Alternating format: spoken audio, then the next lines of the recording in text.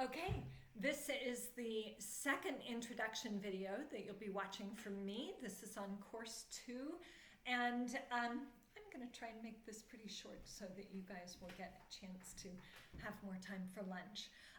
So in course 2, there are 3 videos that I developed that are my content, and so there's video 1, video 2A, and video 2B, and then there's a 4th video that is focused on building an older adult ministry. That is taken from an older adult ministry conference that we put on, and it will help you with your project as you start thinking through implementing your project. Don't miss it, but I'm not going to talk about it here. I'll let you watch it. So I am going to talk, though, very quickly about videos 1, 2A, and 2B. Video 1 of course 2 focuses on the spirituality aspect of spirituality and aging. Course 2 is really focused on the spirituality aspect. And so I start with, when I was thinking about spirituality and aging, I was really thinking of that 4th stage of aging, the stage where there's a lot of rest happening, where there's not a lot on the outside that seems to be going on. And I was really thinking about that in comparison to the Sabbath in the creation story. The creation story, Sabbath is the 7th day of creation. It is the day that God rests. And yet many theologians think that Sabbath is perhaps the most important day of creation. And similarly, I would argue that that 4th stage of life, that stage of old age, may be our most important stage of our lives as well, because both involve meaning making. I develop that further in the video. I'll let you take a look. Then I really dive into the book that you're going to be reading, which is Falling Upward by Richard Rohr. It's a fantastic book. I hope you enjoy it. In the book, Richard talks about there are 2 halves of life. There's the first half where you're building the container, and this may be getting a job, it's a period of young adulthood where maybe you're finding your spouse, you're deciding whether or not to become a parent, you're doing all of those things that are really going to build up your identity. And then in the second half of life, we spend time taking down the container or making meaning within the container, really searching and developing a sense of self within the container that isn't attached to those identity markers.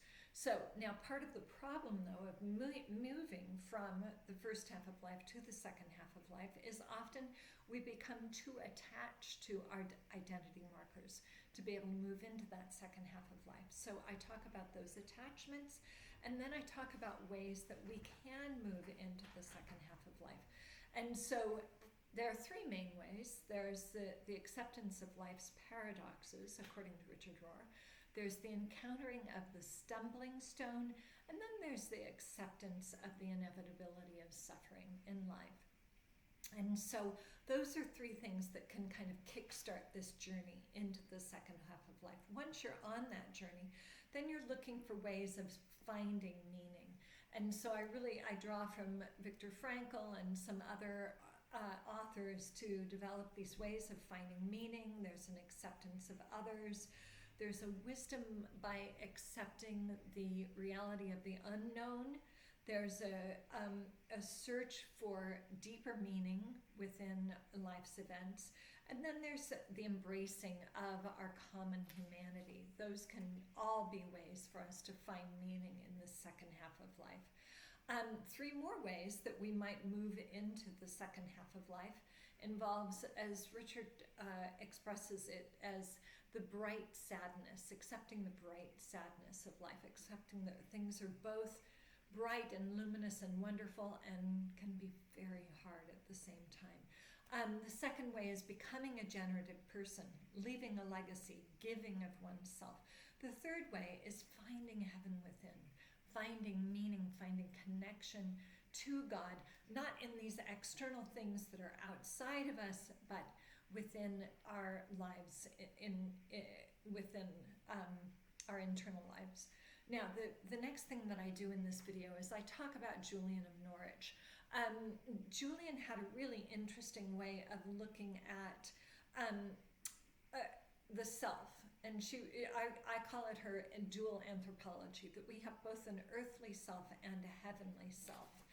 And the significance of Julian for us in this course is I really think that she addresses this idea of the non-cognitive benefits of suffering, even when we can't understand what's going on. Julian would say, as we suffer, as we go through in life, our spiritual self maintains this connection to our earthly self, and the spiritual self can rise even as the earthly self may have no idea what's going on. And so you'll have to watch that, because I developed that idea a little bit better there in the video than I have just right here. And so some of the other things that I talk about in that first video is meeting the eternal light in the aging process and ways to connect to the divine. I hope you enjoy it. I think that it has a lot of, that first video has a lot of insight for you. Now, I then move on to the second video, or part 2 of a focus of spirituality and the Spirituality in Aging course 2. And so in that video, I focus on concepts of suffering, grief, great love, loss of ego, and then in video 3, I talk about pilgrimage. And so in video 2, I'm drawing from primarily the work of Mirabai Starr, which is also your assigned Mirabai's work, Wild Mercy, and to read chapters 3 and 4 from that course, from that book. And that will assist you in understanding video 2. So in video 2, I still draw from Rohr. And when we talk about great love and great suffering, and Richard really sees the path to the divine in the second half of life is driven by great love or great suffering. Wouldn't it be great if we could all find great love? We would find that path through great love and not have to experience great suffering. But in any event, those are the two paths that Richard sees. And so we'll talk about both of those. We'll talk about suffering and we'll talk about great love. In developing my ideas about suffering, I draw from scripture. I look at Paul. I look at Rumi.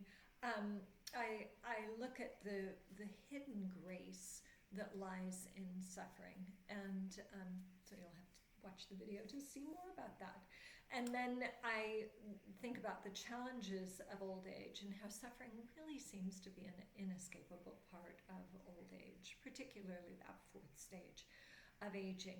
And I think about how Viktor Frankl views suffering as really a key part of our lives, and that suffering can present unexpected opportunities for spiritual growth, and how choice is such a key aspect in our understanding of suffering and our choosing as to how we will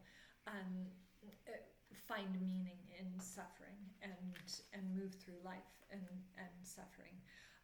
The second thing that I really focus on in video 2 is grief, and how grief can also be an opportunity for growing in on the spiritual path.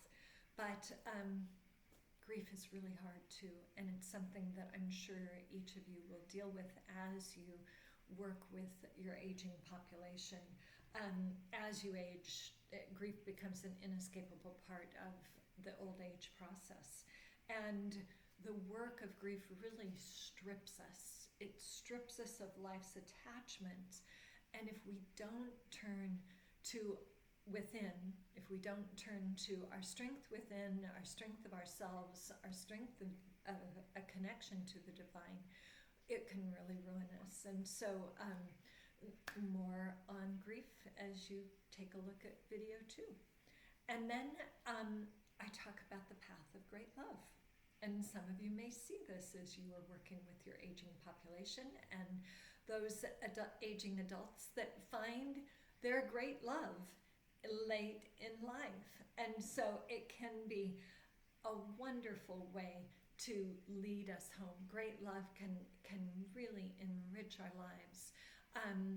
In some respects, it seems like we're looking outside of ourselves for this meaning, but it really can lead us home to a spiritual home as well.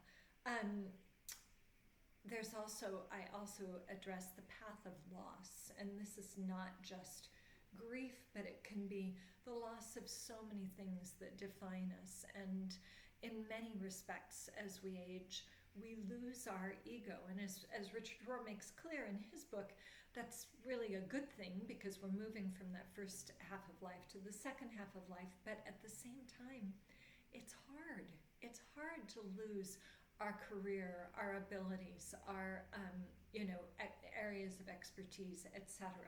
And so it really leads to this loss of ego, but it can also lead to an interconnectedness with God.